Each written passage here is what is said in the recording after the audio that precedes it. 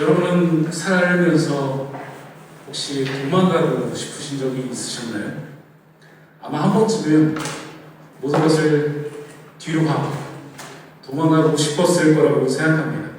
혹시 가출을 해보신 적 있으신가요? 갑자기 차나가 아마 우리 아이들도 한 번쯤은 집을 나갈까라는 생각을 했을지도 모릅니다. 아마 조금만 크면 아빠, 엄마 조금만 기다려요. 난 조금만 크면 집 나갈 거예요. 마음을 하고 있을지도 모릅니다. 집 나가면 어떻게 될까요? 나 혼자 산다가 시작될 것 같지만 사실 큰 현실의 벽에 부딪히곤 합니다. 여러분, 언제 우리는 도망치고 싶을까요? 일이 잘못되었을 때, 책임을 감당할 수 없을 때, 관계가 틀어져서 걷잡을 수 없을 때도 도망가고 싶어집니다. 우리가 뭐 잘못한 것도 아닌데 더 이상 설명할 수 없는 상황이 되었을 때, 우리가 만든 결과가 감당하기 어려울 때 아마 한 번쯤은 도망가고 싶었을 것입니다. 모두가 우리가 감당하기 어려울 때, 감당하지 못할 때입니다. 어쩜 우리의 마음이 지금도 감당하지 못한 무슨 일이 있다면 우리는 야곱과 같은 자리에 서 있는지도 모릅니다. 우리 첫 번째 설교를 기억하고 계시나요? 야곱의 축복을 가지고 싶었습니다. 두 번째 설교에서 그것을 얻기 위해 속이고 싶어 했습니다. 그래서 야곱은 장자의 축복을 얻게 됩니다. 원하는 것을 얻었지만 야곱은 행복하지 않았습니다. 분명히 아버지의 재산과 그 축복과 가문의 영광을 모두 다 가지고 있었기 때문에 떵떵거리고 살 줄 알았는데 실상은 달랐습니다. 오늘 본문의 야곱의 모습은 우리가 생각하는 것과 다르게 정반대의 길을 걸어가고 있습니다.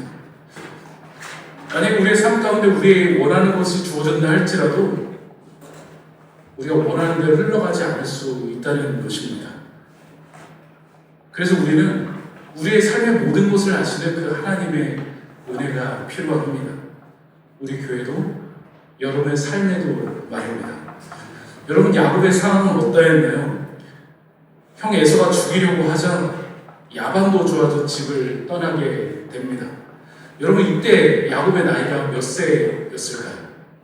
맞춰보십시오. 이때 야곱의 나이가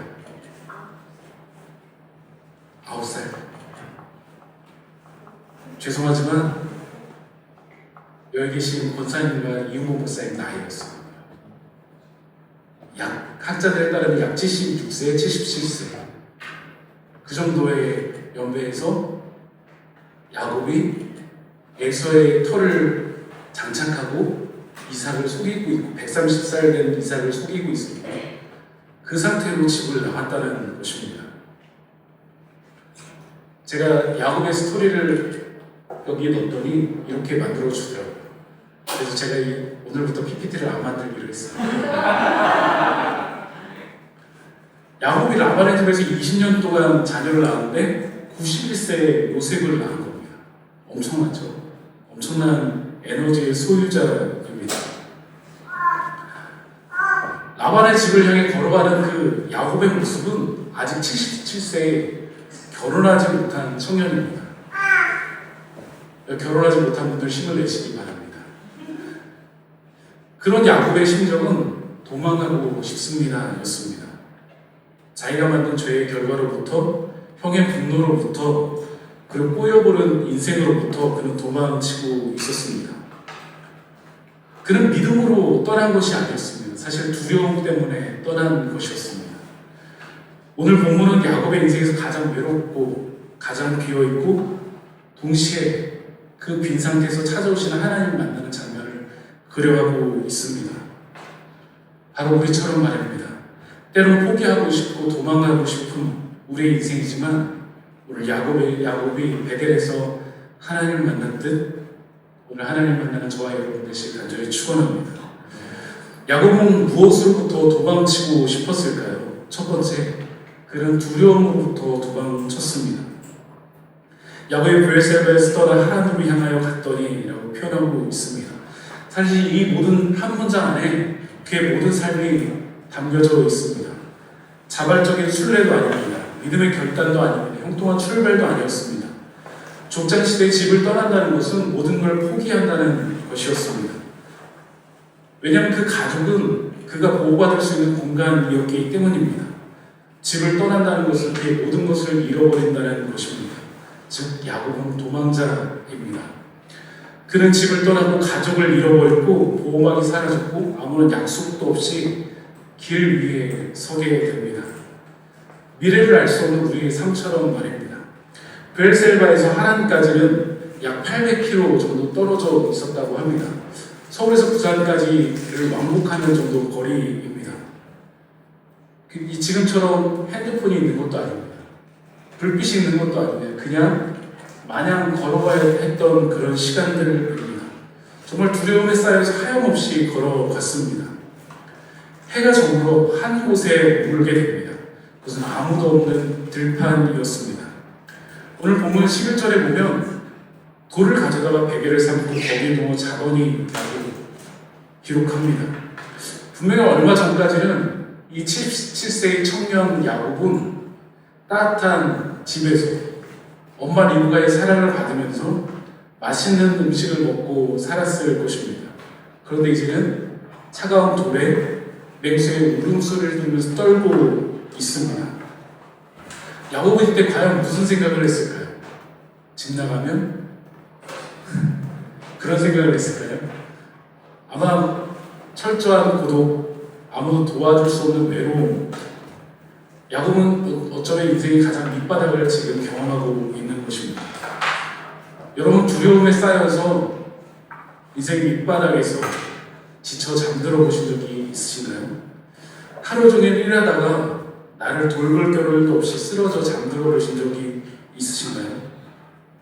그런데 그런 야곱에게 오늘 하나님이 찾아오십니다. 더 깊은 십자가의 바닥까지 내려가시는 그분이 야곱의 인생에 처음으로 찾아오십니다. 오늘 그 주님을 만나는 저와 여러분 되시길 간절히 소망합니다. 야곱은 도망쳤습니다. 무엇으로부터 도망쳤을까요? 가면 쓴 나로부터 도망을 쳤습니다. 한 곳에 이르러 해가 지니까 거기서 유숙하려고 한 곳에 한 돌을 가져다가 백으로선 거기 누워 자더니 이 장면은 굉장히 상징적인 장면입니다. 야곱의 장자의 축복을 받았지만 현실은 사실 돌베개 하나뿐이었습니다. 장자의 축복을 받으면 아버지의 모든 것을 소유할 줄 알았는데 현실은 아무것도 없었습니다. 그런데 하나님께서 그 야곱을 아무도 없는 그 자리로 이끌어 가십니다. 사실 야곱이 그곳까지 하나님까지 간 것 같지만 그런데 사실은 하나님께서 야곱을 조금씩 하나님 만날 장소로 이끄셨습니다. 아무도 없는 자리. 그래서 야곱을 아무도 볼 수 없는 그런 자리로 이끄셨습니다. 야곱은 사람들의 두려움에서 이제 벗어날 수 있었습니다. 그것은 야곱의 가면을 벗고 누워 잘 수 있는 곳이었습니다.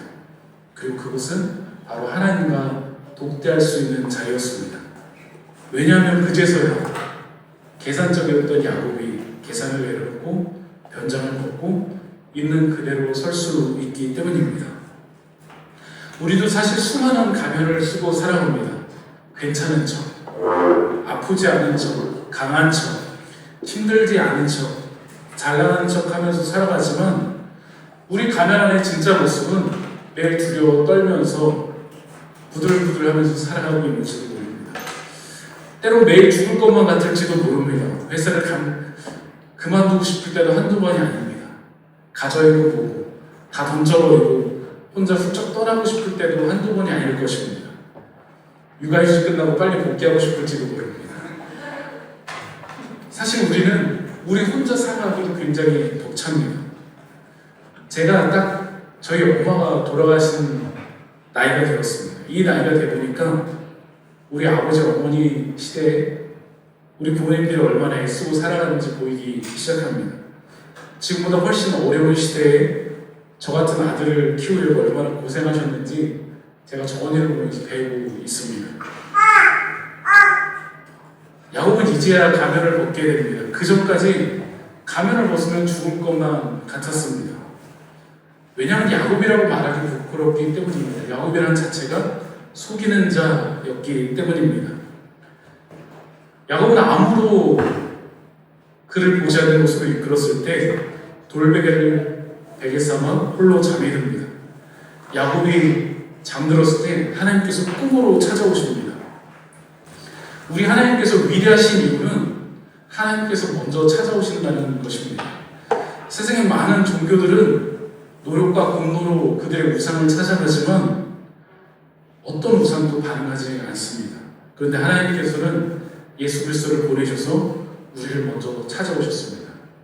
너희가 나를 택한 것이 아니요 내가 너희를 택하였나니 우리가 사랑하는 그가 먼저 우리를 사랑합니다. 오늘도 예배 가운데 우리를 먼저 찾아오셨고 우리가 오기 전에 이곳에 먼저 오셨고 우리가 구하기 전에 우리를 오늘도 만나 주실 것입니다. 우리의 가면을 벗고 우리를 찾아오신 그 주님을 만나는 저와 여러분 되시길 간절히 축원합니다. 세 번째, 야곱은 도망가고 싶었습니다. 근데 이제 다르게 도망갑니다. 약속으로 도망을 갑니다. 내가 너와 함께 있어 내가 어디로 가든지 너를 지키며 너를 이끌어 이 땅으로 돌아오게 할지라 내가 네게 허락한 것을 다 이루기까지 너를 떠나지 아니하리라 하신지라. 바로 그 절망의 마음, 도망치던 그 길을 위해서 놀라운 일이 일어납니다. 꿈의 사닥다리를 보고 땅에 서 있는데 그 꼭대기가 하늘에 닿았습니다. 땅에서 하늘로 올라가는 그런 사닥다리가 아니었습니다. 하늘에서 땅으로 내려오는 사닥다리였습니다. 사실 이제껏 우리 야곱을 살펴보면 야곱과 하나님과 무엇을 했다라는 것이 한 번도 등장하지 않습니다. 야곱이 기도했다라고도 나오지 않습니다. 제단을 쌓았다, 예배를 드렸다는 것도 등장하지 않습니다. 아버지 이삭의 신앙을 보았고 할아버지 아브라함의 신앙을 보았음에도 불구하고 그는 하나님께 반응하지 않았던 인생이었습니다. 77세의 야곱이 어떠한 신앙의 모습이 없었다는 것입니다. 즉 하나님께서 야곱의 인생에 말씀하시고 싶어도 야곱은 기도의 통로가 없었다는 것입니다. 그래서 그에게 꿈과 환상으로 야곱에게 찾아오십니다. 이 환상이 보여주는 것은 무엇일까요?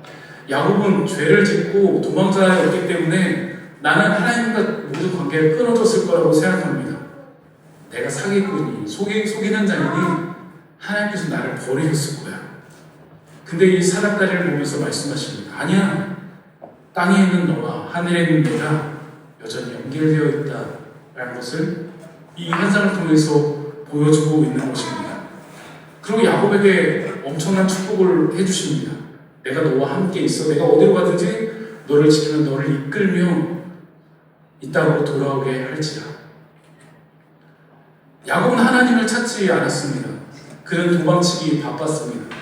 그러나 하나님이 먼저 찾아오셨습니다. 이것이 바로 은혜입니다.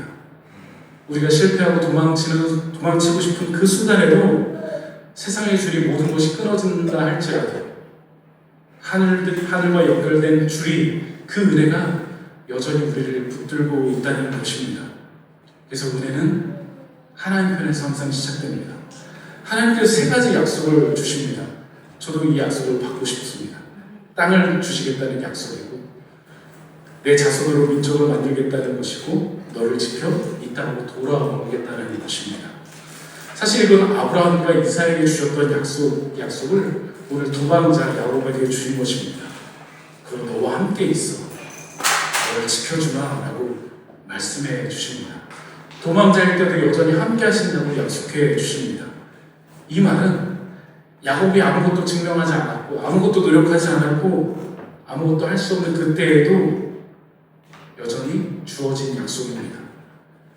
야곱이 잠에서 깨어 했던 첫 번째 말은 무엇일까요? 여호와께서 여기 계시거든입니다. 근데 나는 알지 못하였다. 야곱은 이제까지 아버지 이삭의 집 브엘셀바에만 우리 하나님이 계신 줄 알았습니다. 이 황량한 도망자의 길, 돌베개를 잡은 이 처량한 곳에 하나님이 계셨다는 걸 알지 못했습니다. 하나님은 집에만 계신 분이 아니고 예배당만 계신 분이 아니고 내가 잘 때도 여전히 계신 분이라는 사실을 야곱은 고백하게 됩니다. 이것 때문에 굉장히 큰 충격을 받습니다. 그래서 아버지 이삭이 했던 것처럼 떨며 두려워합니다. 이때 야곱은 과연 무엇을 했을까요? 오늘 18절 말씀 보면 야곱이 아침에 일찍 일어나 베개로 삶아둔 돌을 가져다 기름을 세우고 그 위에 기름을 붓고, 이 말이 무엇일까요? 처음으로 야곱이 예배를 드립니다. 약식 예배입니다. 하나님을 만나서 처음으로 드린 예배입니다. 그것을 하나님의 집 베델이라고 말합니다. 도망간 자리, 우리가 실패한 자리, 넘어진 자리, 쓰러진 자리, 바닥인 자리에서도 여전히 하나님이 계셨다는 것입니다. 그래서 두려워하며 말합니다. 이곳은 하나님의 집이요 하나님의 문이었다. 사랑하는 성도 여러분, 우리 예배가 하나님을 만나는 예배가 되길 간절히 소망합니다. 두려움에 쌓여 있어도 괜찮습니다. 죽을 만큼 아파도 괜찮습니다. 도망자도 괜찮습니다. 아무것도 없는 돌베개도 괜찮습니다. 왜냐하면 여전히 하나님께서는 그곳에서도 일하고 계시기 때문입니다. 오늘 예배 가운데 그 주님을 만난 여러분 되시길 간절히 축원합니다. 마지막 네 번째로 야곱은 도망가고 싶었습니다. 어떤 자리로요? 변화의 자리로 도망가고 싶었습니다. 야곱은 이곳을 베델이라고 부르는 서원 기도를 드립니다. 그 기도조차 나를 지켜주시고 나를 먹여주시면 조건부 성격이 남아 있습니다. 제가 25년 동안 사역하면서 야곱의 말씀을 얼마나 많이 전했을까요? 창세기는 안 보고 할 정도로 많이 전했어요. 그런데 이번엔 전혀 다르게 설교문을 썼습니다. 이런 연약함의 야곱보다, 서원함의 야곱보다 좀 다른 관점의 야곱을 보게 됐습니다. 그 전까지 하나님은 아버지의 하나님이었지만 이제 야곱은 여호와께서 나의 하나님이 되실 것이오라는 고백을 처음으로 하게 됩니다. 길 위에서 비로소 인격적으로 하나님을 만났다는 것입니다. 저는 우리 자녀들을 축복하고 싶습니다. 우리 인생의 가장 큰 변화는 수능 만점을 받는 것이 아닙니다. 좋은 회사에 취직하는 것도 아닙니다. 박사학위를 받는 것도 아닙니다. 바로 하나님을 만나는 것입니다. 우리 부모님들이 만나고 있는 그 하나님을 우리 한 사람 한 사람, 우리 자녀들이 하나님을 만나는 것입니다. 설교 중에 들었던 멀게만 느껴졌던 하나님이 내 아빠라는 그 이끄심, 그 경험을 인격적으로 만날 때 우리는 놀라운 변화를 경험하게 됩니다. 여러분, 야곱처럼 부족해도 괜찮습니다. 예배 시간에 놀아도 괜찮습니다. 서원 같은 조건을 끊임없이 말해도 괜찮습니다. 우리의 기도가 조건처럼 하나님 나 죽일 거예요? 안 주시면 저 교회 안 나갈 거예요. 그렇게 연약해도 괜찮습니다. 안전하지 않아도 괜찮습니다. 집에서 사고뭉치로 살아가도 괜찮습니다. 하나님을 만나면 분명히 달라집니다. 하나님을 만나야 우리 인생의 진정한 정체성과 가치를 알게 됩니다. 특별히 이번 주 수련의 주제가 나는 야곱입니다. 우리 대전 늘빛교회에서 금요일 밤부터 시작됩니다. 이 수련을 통해서 모두가 하나님 만나는 시간 되길 간절히 소망합니다. 야곱은 분명히 연약했습니다. 만일 하나님께서 나와 함께 계셔주시면, 돌아오게 하시면, 내 입과 옷을 주시면 연약한 믿음이었습니다. 근데 중요한 변화가 있었습니다. 야곱은 도망가는 사람이었지만 이제 그 도망감이 하나님께로 향하게 되었습니다. 미숙한 서원들, 오늘 대표기도처럼 야곱을 이스라엘로 바꾸는 놀라운 역사로 바꿔주셨습니다. 오늘 말씀을 정리하고자 합니다. 저는 중학교 때 매일 드리는 가정 예배를 통해서 처음으로 하나님을 인격적으로 경험하게 됐습니다. 하나님의 사랑이 얼마나 큰지 알게 되었습니다. 저희가 그때 슈퍼를 하고 있었는데 슈퍼를 뒤로 하고 전 매일 방에서 울기를 몇 날 며칠 계속했습니다. 눈만 감아도 계속 눈물이 났습니다. 전 그때 이렇게 고백했습니다. 하나님, 저는 평생 변하지 않는 영주가 되겠습니다.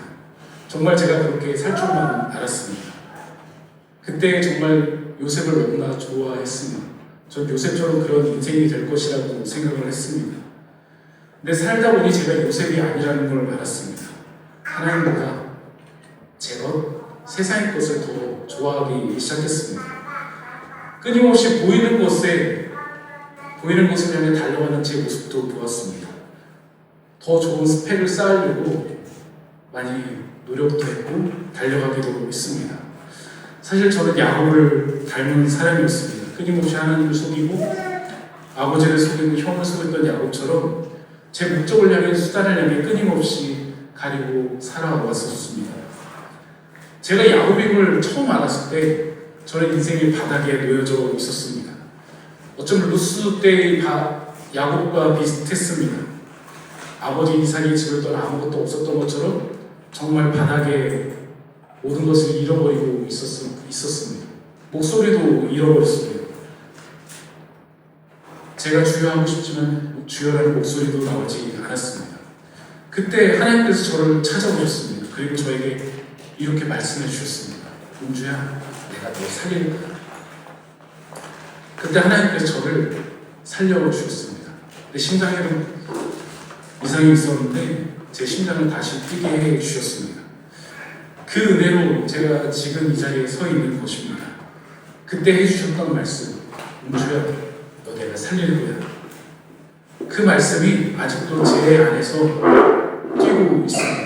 그래서 아무리 어떤 힘듦도, 어떤 고난도, 어떤 억울함도, 아픔도 그 말씀을 피할 수 없습니다. 너 살릴 거야. 여러분, 그게 저에게만 해당되는 것일까요? 아닙니다. 여러분에게도 동일하게 말씀하십니다. 너 살릴 거야.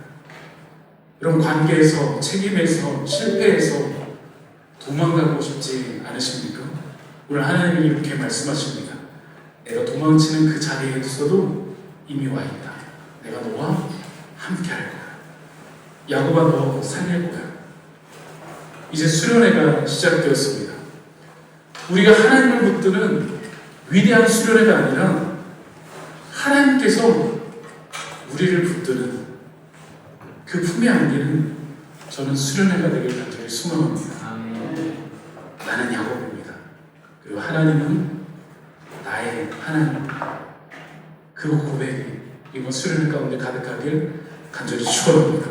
기도하시겠습니다. 하나님 감사합니다.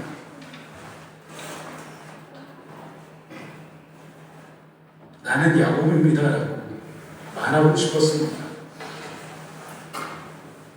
삶의 곳곳에서 사역의 현장에서도 나는 야곱을 닮은 사람이라고 말하기 어려웠습니다. 내가 하나님보다 세상을 더 좋아하고 내 스펙을 위해서 살아왔던 그 모든 시간이 다 드러날 것 같았기 때문입니다. 인생의 바닥에 놓였을 때 비로소 하나님, 나는 야곱처럼 살았습니다라는 고백을 하게 되었습니다. 하나님, 우리 성도님들 오늘 도망자 같은 인생의 한복판에 서 있는 분도 있습니다. 도망치고 싶은 분도 있습니다. 어떻게 할지 몰라 고민하는 분도 있습니다. 야곱에게 함께 하셨던 그 하나님, 오늘 도망치고 싶은 그 영혼 가운데, 그 마음 가운데 함께하여 주셔서 오늘 베델에서 하나님을 만났듯이 하나님을 만나는 이 예배 시간 될 수 있도록 주님 역사하여 주시옵소서. 야곱이 하나님을 찾지 않았습니다. 하나님께서 야곱을 찾아오셨습니다. 오늘 영혼들 가운데 찾아오셔서 말씀하여 주시고 너 살릴 거야, 너 내 것이야 말씀하여 주셔서 우리 온 성도님들이 하나님을 만나는 이 시간 될 수 있도록 주님 역사하여 주시옵소서. 감사드리며 살아계신 예수 그리스도의 이름으로 기도 드리옵나이다. 아멘.